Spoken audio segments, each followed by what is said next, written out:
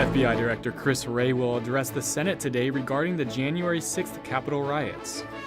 Greg Abbott has some exciting news regarding COVID restrictions in Texas.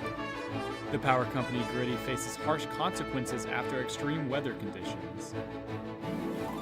Broadcasting live from the University of North Texas, this is ntTV News at Noon.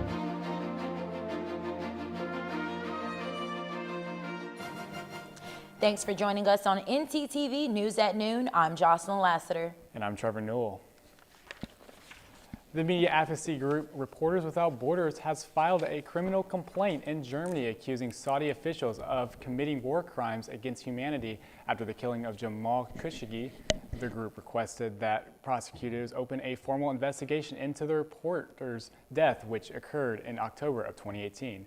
The complaint follows a release of the report by the Biden administration that blamed the death of Jamal Khashoggi on the Crown Prince of Saudi Arabia. We turn now to national news. FBI Director Chris Wray is set to face the Senate Judiciary Committee in the first public testimony since the Capitol riots.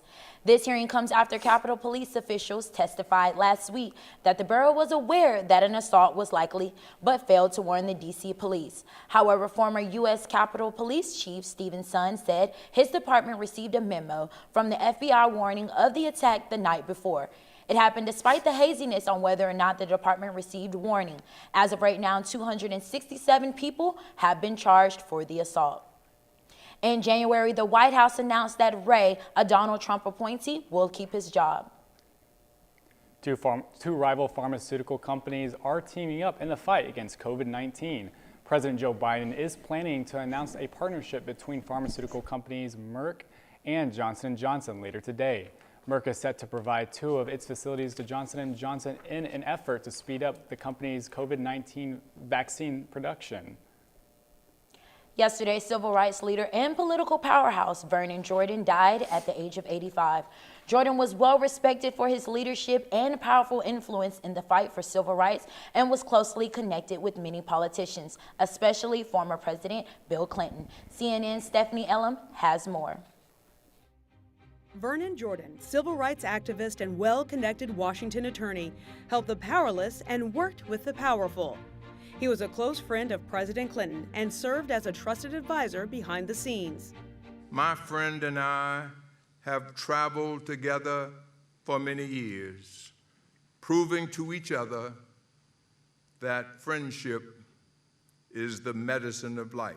He met Bill Clinton in 1973 while president of the Urban League and became a lifelong confidant and golfing buddy. Jordan's career began in the early 1960s as a civil rights organizer in his native Georgia. He fought against segregation and led African American voter registration drives. We never stopped believing, and we never stopped feeling that despite the terrorism, that we would one day be victorious. He experienced terror firsthand. Jordan was shot and seriously wounded by a white supremacist in 1980. It was the very first story ever reported on CNN. Jordan is in serious but stable condition now at Parkview Hospital. Jordan recovered and left the Urban League to work in high-powered D.C. law firms. He served on the boards of Fortune 500 companies and advised Washington's movers and shakers, earning a reputation as a political fixer and power broker. Jordan became embroiled in the Monica Lewinsky scandal in 1998 when he was questioned about allegedly telling the White House intern to lie about her affair with the president and helping her find a job to keep her quiet. Jordan denied the allegations. They were never proven. At no time did I ever say, suggest, or intimate to her that she should lie. In later years, Jordan continued to make a difference, using his status as the consummate insider to influence the worlds of politics and business. This Texas weather has been giving us mixed signals, and I am so ready for it to start getting warm. Indeed. I've actually been loving the cool weather we've been having lately. Alyssa Weems has more on the weather. Alyssa? Well, lucky for y'all, it is going to warm up these next few days. But right now, looking at our current conditions right now, it is 47 degrees, but it does feel like around 32 with that 5-mile-per-hour wind speed. But looking at tonight's conditions, it will drop to around maybe, I want to say the mid-30s, yeah, 37 degrees, with a low of 32 for tonight with, that, again, that 5-mile-per-hour wind speed. Now looking more at tomorrow's conditions, it will jump up to 67 degrees, so you are definitely going to get that warmer temperature here in the next day, and it will feel like 63 degrees. Stay tuned later on in the show for the full 7-day forecast. Thanks, Alyssa. The jury selection for the trial of former Minneapolis police officer Derek Chauvin is set to begin next week. Prosecutors are currently considering a charge of third-degree murder for the former police officer. Chauvin is the Minneapolis police officer accused of murdering George Floyd last May. Third-degree murder charges are defined as causing death by an act of that are imminently dangerous while showing a depraved mind. If convicted of third-degree murder, Chauvin could face over 12 years of prison time. The Court of Appeals is expected to rule sometime this week. We will keep you posted. 6 Dr. Seuss books are on their way to becoming rarities. Dr. Seuss Enterprises announced it will no longer sell the books because they, quote, portray people in ways that are hurtful and wrong. That statement was released today on Dr. Seuss' birthday.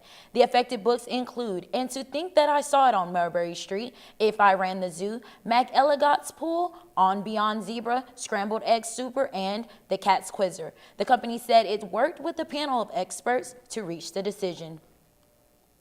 When we return, Greg Abbott's claims that tonight's address will feature some exciting news. Plus a major lawsuit against one major energy supplier. We will have then and more when we return.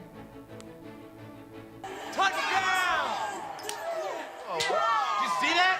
Whoa, we scored? Yeah, we scored. We're going to the playoffs. I can't believe I missed that. Every time I'm buzzed, I spend too much time on my phone. What? I should take your phone away. No. I'll call for a ride. Hey, why is my face?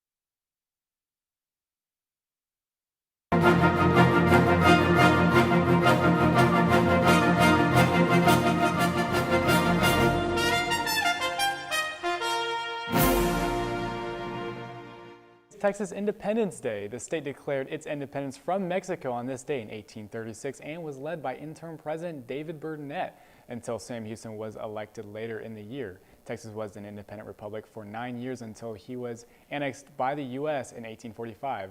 when it became the 28th state in the union. As Texas celebrates its independence from Mexico, Governor Greg Abbott announced he has some exciting news for the state. Abbott will be holding a news conference later today in Lubbock and hinted at a rollback on some of the state's COVID restriction. Weekly average COVID cases in Texas reached their lowest since October. And as the COVID-19 vaccine rolls out continues, that number is expected to decrease. Texas is set to receive 200,000 doses of the new Johnson & Johnson vaccine by next week. The Texas Department of State Health Services announced that both the Dallas and Arlington FEMA vaccination sites could receive 6,000 doses each by today. Texas health officials also announced they will be releasing vaccination guidelines for Group 1C by the end of March. However, even when the guidelines are released, there isn't a timeline on when Group 1C will be lining up for the vaccine. Some people living at an apartment complex in Houston are threatening to not pay their March rent because they've all been without water due to the massive winter storm 2 weeks ago. Stefania Oakley has more on the situation. It's not a protest we hear of often. What these folks want, that very basic but vital necessity we need every day. It's unsanitary and it's unhealthy. These residents here at the Villa de Paseo apartments in Southwest Houston say they've been without water since the winter storm struck Houston. That was 2 weeks ago today. Very frustrating. Everybody's apartment is filthy. We have to get water. They don't maintain the pool, so we have to get algae water to flush our toilets. Today they bring their frustrations outside by the dozens, calling out what they feel has been a lack of action and answers from their leasing office. We keep getting different stories. They're on their way. They're on their way. We're waiting for parts. They're out there today. It'll be fixed today. It'll be fixed tomorrow. And so far, nothing. Inside of units, leaks continue. Damage remains from bursted pipes, faucets with no running water. And now the Houston Tenants Union is stepping in. Our main goal was really to just talk to tenants so that they know about their rights here. Even encouraging tenants to consider a rent strike. We would need a critical mass of numbers of people to do it. So right now we're just talking to people to figure out if people are willing to go that route. So far, many are on board. They expect their rent on the first. Well, we expect water as well. When Eyewitness News called the leasing office, we were told they could not disclose any information to us about the water issue. I'm Stefania Oakley, ABC 13 Eyewitness News. Later Monday, the community managers of the complex stated that they were challenged by the shortage of necessary supplies and materials. The manager provided the following statement in part. We have been working nonstop on behalf of our apartment community residents and will continue to work nonstop until water access is restored. With water continuing to be a scarce resource for some, Texas Energy also continues to be an issue. The state is now taking action against the power company Griddy, saying they gouge customers. That state's attorney general is accusing Griddy of false advertising. The attorney general's lawsuit says Griddy promised Texans affordable energy at wholesale prices that beat traditional energy costs of its customers. Many of Griddy's customers saw their bills rise to hundreds of dollars and some as high as $1,700. These high prices come as a result of the winter storms that forced many Texans to go without power. Denton City Council has a series of meetings today that are centered around the damages brought on by Winter Storm Uri. The meeting will be with various departments such as waste management, animal services, and internet technology. The meeting will be held virtually, which any citizen can join. Just go to their website, cityofdenton.com. One Denton driver was arrested last night after an incident on the road forced students from K through 12 schools to go into lockdown. 25-year-old Jonathan Smith allegedly called 911 to report that he had fired his gun, saying that another driver tried to ram him. Police were dispatched yesterday around 1 p.m. to Tisley Lane. The Denton Police Department asked nearby schools, Geyer High, as well as Nelson and Sam Houston Elementary, to lock down. All students were safe during the process, and the incident itself lasted less than 10 minutes. You know, Jocelyn, we might be in, we might have some luck. You know the warm weather you were talking about? I sure do, but how warm are we really talking? I really hope it's in the 70s. Alyssa?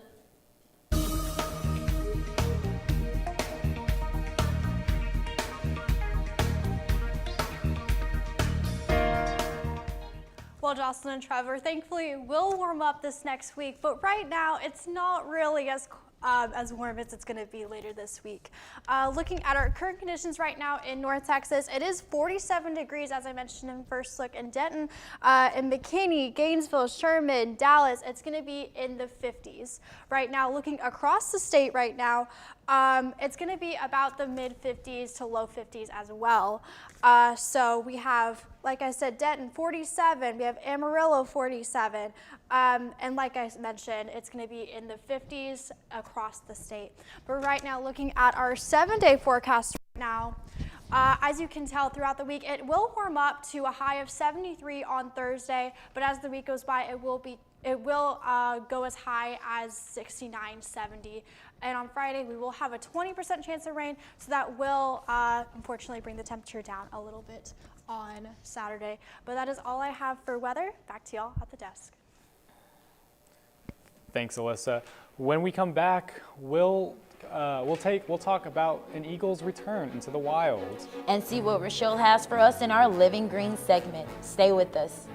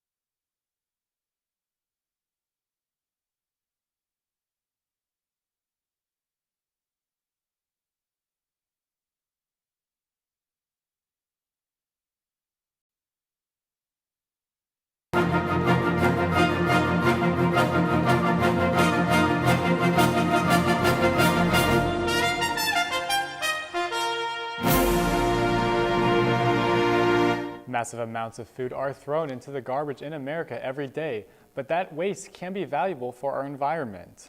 And good news, as UNT alumna has found a convenient solution for all of us. Rochelle Cedinho has more.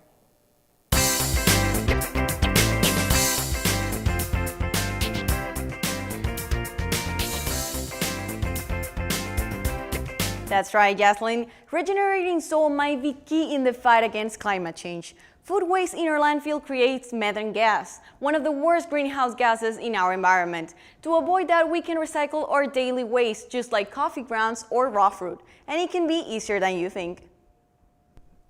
Valuable food scraps are wasted every day in American households, while local farmers are in need of it. But this third-generation North Texan and UNT alumni has taken green matters into literally her own hands. So it's staggering, the problem. And that's kind of where I started. Food is the #1 single item in the US waste stream. It accounts for approximately 40% of what our trash is food. Turn was founded in 2018. Since then, the organization has diverted over 200 tons of food waste in their residential program just by collecting buckets full of scraps and turning it into compost. Composting is taking food scraps and turning it into rich, fecund soil for a garden. It's amazing how much you can compost at home. All vegetative matter, coffee grinds, tea bags, beans, rice, pasta. By offering a doorstep service, they help you reduce your environmental impact and reuse your waste. We built the program kind of from my personal perspective. I'm a mom. I've got 2 kids, busy household. So I wanted to make something that's super convenient and easy for everyday people to do. You can also meet them at one of their drop-off locations all around the DFW and now in Denton. Compost helps make healthy soil. Healthy soil helps make healthy plants that can make healthy food and therefore healthy people. And for more information, you can visit their website, turncompost.com. We cannot forget our soil. We cannot forget local food production, and compost is an important part of that. For ntTV, I'm Rochelle Cedeño. So, Trevor, I know you're a big fan of basketball, but how excited are you that the NIT is coming? Oh, I'm so excited. And in fact, Blake Weiland, our live shot anchor, has more information on it. Blake? The University of North Texas is going to host the National Invitational Tournament, commonly known as the NIT, in conjunction with the Conference USA. The UNT Coliseum and Comerica Center in Frisco will host tournament games. First round games will be played March 17th through 20th before the tournament culminates with a championship game on March 28th. The tournament bracket will be released at 7:30 p.m. March 14th after the field for the NCAA tournament has been released. The UNT Coliseum seats 10,000 to 500 people. Now, I for one hope we can all attend this tournament. That's all I have for now. Back to you at the desk. Thank you, Blake. I'll be sure to get my ticket. An iceberg bigger than the city of New York has broken off in an ice shelf in Antarctica. The iceberg is 490 square miles and broke off of a 150-meter thick ice shelf earlier today, according to the British Antarctic Survey. The closest research station has been closed for the Antarctic winter since February. Yesterday, a United States symbol took a positive hop forward. This young bald eagle has returned to her natural habitat after being discovered by 2 Montana women, Julie and Carrie Betts. They found the endangered bird injured and took her to the Montana Raptor Conservation Center for treatment. As you can see, she has now fully healed and has been cleared to roam the skies. It's good to know that there are still good people in this world, Trevor, but wow, a bald eagle, I wish I could have seen her myself. I know, right? I think a bald eagle would definitely be a beauty to see. In fact, let's fly over to our sports anchor, Shaji Adams, with the latest on sports. Shaji? Thanks, Trevor. Well, UNT women's basketball has their toughest matchup yet against the Rice Owls. The Stars are struggling but have a chance to get some revenge. And after Luka Doncic celebrated his 22nd birthday on Sunday, his performance last night against the Magic had Mavs fans celebrating all over again. I'll break it all down right after this.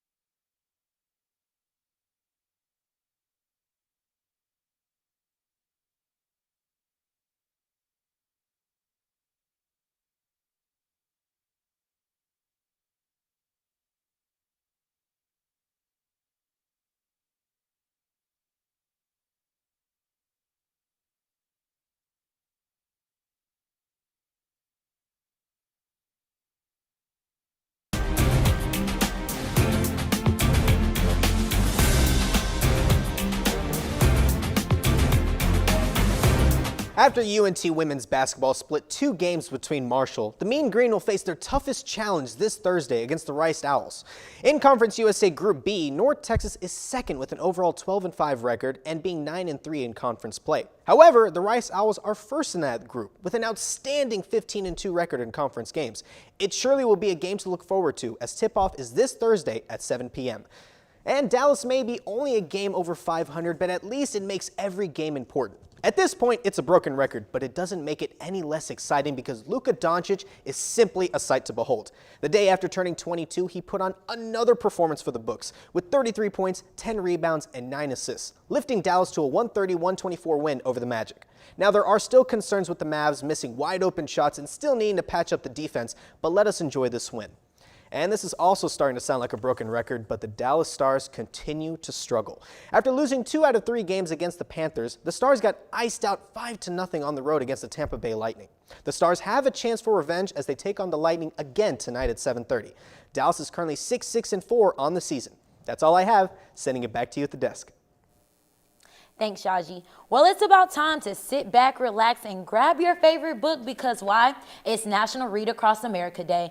The National Education Association started Read Across America to encourage children to read and to get excited about books. Ironically, it's also known as Dr. Seuss Day in honor of his birthday. The American artist is best known for authoring over 60 children's books. For more information about gatherings and book lists, check out readacrossamerica.org. Thanks for watching ntTV News at Noon. Join us again tonight at 6 for nightly news here on North Texas Television.